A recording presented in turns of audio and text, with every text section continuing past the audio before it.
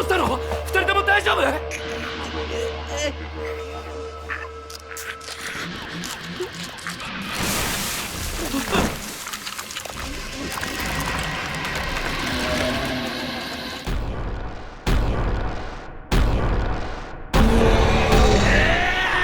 ？Daripada gabut, mending kita bahas kembali serialnya Dandadan season yang kedua, yaitu alur cerita atau spoiler episode kedua dari serialnya Okarun dan Ayase.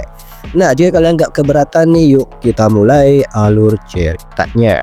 Di episode sebelumnya, Jiji terlihat cemas melihat Okarun dan Ayase lagi kesakitan.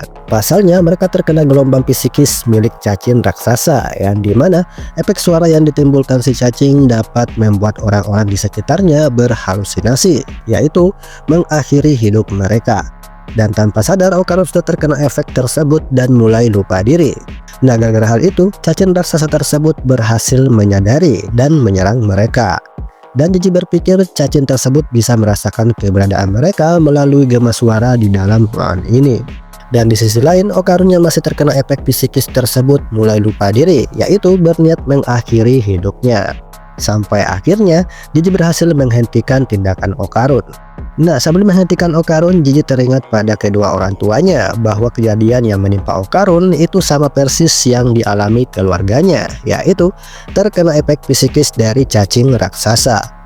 Nah, selain Okarun, Ayase pun juga terkena halusinasi sampai akhirnya si nenek turbo berhasil menyelamatkan Ayase. Nah, sambil berusaha menghentikan Ayase, nenek turbo meminta pada Jiji untuk mengikat mereka berdua. Nah, karena merasa penasaran, Jiji pun ngomong ke nenek turbo bahwa apa yang sebenarnya terjadi pada mereka. Dan si nenek ngejelasin bahwa sekarang mereka terkena gelombang psikis dari cacing raksasa. Dan hal tersebut bisa ngebikin orang-orang di rumah tersebut bunuh diri. Dan singkat cerita, Jiji berusaha mati-matian untuk menyelamatkan Ayase, Okarun, dan nenek turbo untuk terbebas dari cacing raksasa tersebut. Sampai pada akhirnya, Jiji pun sudah mencapai batasnya sebagai seorang manusia. Nah, saat akan diserang oleh cacing raksasa, muncul sesosok makhluk aneh, yaitu Evil A. Nah, setelah kedatangan makhluk tersebut, Ayase dan Okarun mulai sadar kembali. Nah, sambil penasaran, Ayase pun merasa jijik melihat bentuk muka si Evil A. Dan di sisi lain, nenek turbo memperingatkan mereka bertiga untuk tidak menatap mata si Evil A, karena ketika mereka melihat mata makhluk tersebut, mereka akan jadi gila di saat itu juga dan membuat mereka bunuh diri. Nah, dalam keadaan tersebut, kedua makhluk saling adu kekuatan psikis. Di sisi lain, Evil A menggunakan kutukan mata iblisnya, sedangkan si cacing raksasa menggunakan gelombang psikisnya. Dan melihat kedua makhluk saling adu psikis, Ayase meminta Okarun untuk menyerang si cacing raksasa, karena dalam keadaan tersebut mereka ada celah untuk mengalahkan si cacing. Dan benar saja, Okarun pun berhasil memotong tubuh si cacing dengan kemampuan roket supersonik miliknya. Tapi itu percuma saja, karena cacing tersebut punya kemampuan regenerasi untuk memulihkan tubuhnya yang terpotong. Dan alhasil, cacing tersebut kembali menyerang mereka. Nah, di sisi lain, Jiji pun akhirnya sadar bahwa selama ini makhluk yang membuat orang tuanya celaka bukan perbuatan Evil A, melainkan itu semua perbuatan si cacing raksasa. Nah, dalam kondisi berlari, Evil A mulai mendekati si Jiji, dan tanpa sengaja, Jiji pun melihat mata si Evil A tanpa dia sadari. Nah, dalam kondisi tersebut, Jiji pun dibawa ke masa lalu Evil A saat Evil A masih dikurung untuk dijadikan tumbal oleh keluarga Kito. Nah, pada saat itu, Evil A hanyalah seorang anak kecil yang kepengen main dengan anak-anak seusianya. Tapi, angan-angan tersebut tidak bisa dicapai anak kecil tersebut, karena sesaat lagi, dia bakal dijadiin tumbal oleh si keluarga brutal. Nah, di akhir hayatnya tersebut, anak kecil itu lalu berdoa dan mengatakan bahwa dia kepengen sekali bermain dengan anak-anak seusianya, meskipun cuma satu kali. Namun benar saja, anak tersebut akhirnya berubah menjadi sosok hantu dan bertemu dengan seorang anak kecil yang bisa melihat wujudnya.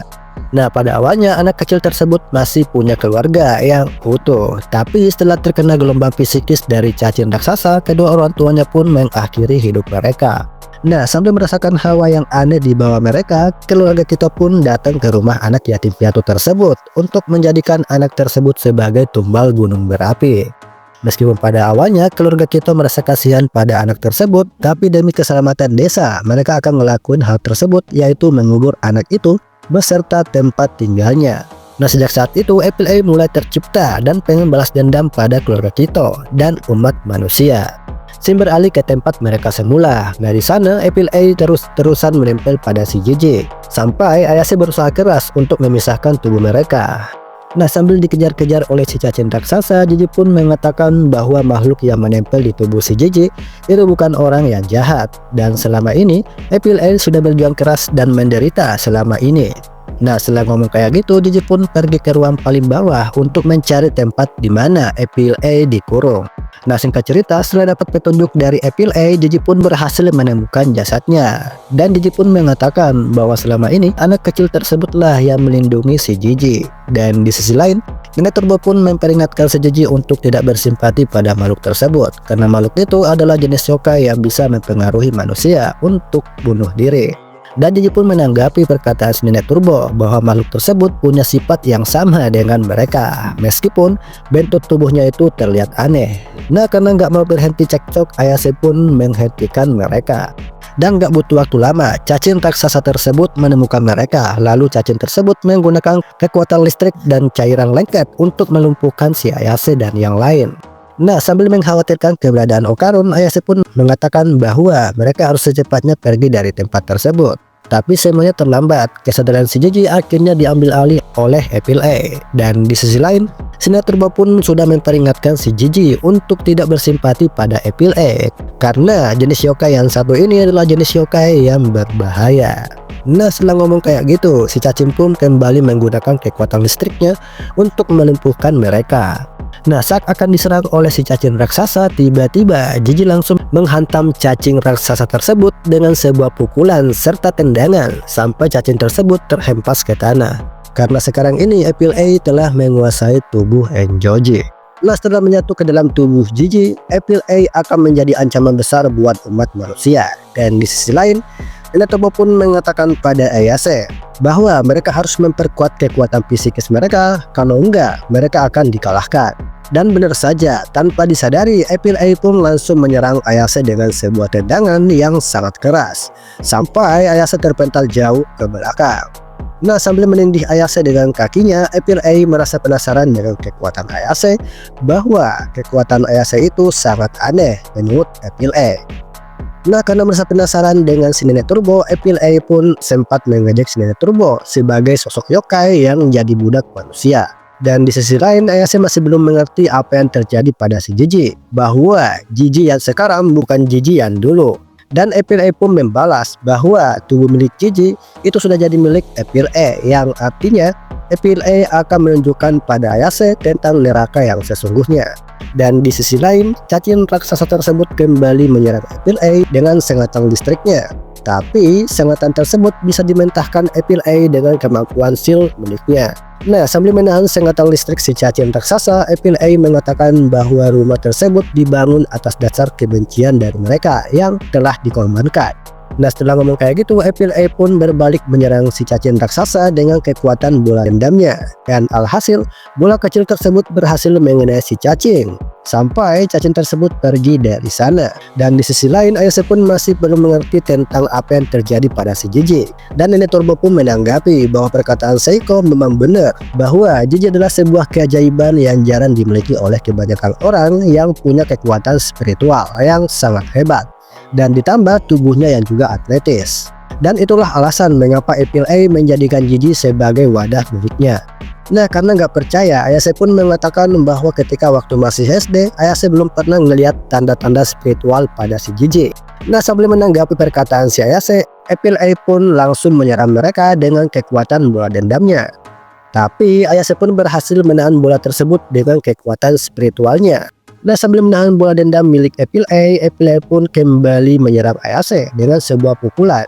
Dan pukulan tersebut mengenai Ayase, sampai Ayase pun terpental jauh ke belakang. Nah untuk mengakhiri pertarungan tersebut, Apple A kembali menggunakan kekuatan bola dendamnya untuk mengakhiri si Ayase. Tapi tiba-tiba Okarun pun datang untuk menyelamatkan Ayase dan mengatakan bahwa Okarun gak akan ngebiarin Apple A menyakiti si Momo. Ya meskipun Okarun sempat kalah duel tendangan, tapi Okarun pun berhasil mengeluarkan si Momo dari tempat tersebut. Sambil menghindari bola dendam milik Apple A, Ayase sempat berterima kasih pada Okarun Nah, sambil melihat cacing raksasa memuntahkan sesuatu, Okarun pun mengatakan bahwa cacing Mongolia itu dikenal dengan kekuatan listrik dan racun yang dia muntahkan untuk membuat korbannya lemah gitu. Nah, karena merasa penasaran, Ayase pun mengatakan bahwa apa kelemahan si cacing tersebut. Dan Okarun pun menanggapi bahwa kelemahan cacing tersebut adalah sinar matahari. Dan maka dari itu, salah satu cara untuk menghindari serangan dan mengalahkan si cacing, mereka harus naik ke permukaan dan memancing cacing itu keluar dari permukaan. Dan Okarun meminta pada Ayase untuk naik ke atas permukaan sendirian aja.